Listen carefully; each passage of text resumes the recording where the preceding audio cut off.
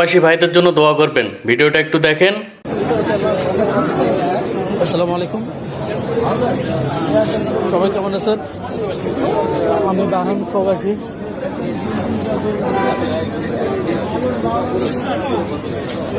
আমরা খুবই ভালো নেই, সবাই ওদের জন্য দোয়া করবেন।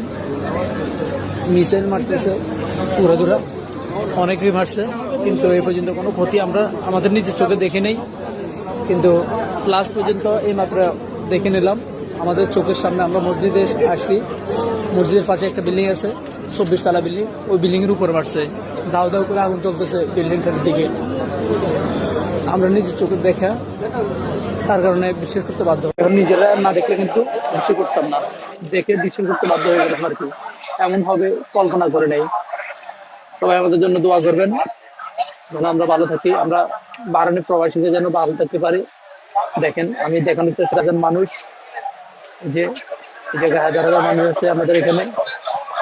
আমরা সবাই এখানে আসি, সবাই দোয়া করবেন। আসসালামু আলাইকুম। ভিডিওটা সর্বোচ্চ শেয়ার করবেন এবং সবাইকে দোয়া করার সুযোগ করে দিবেন।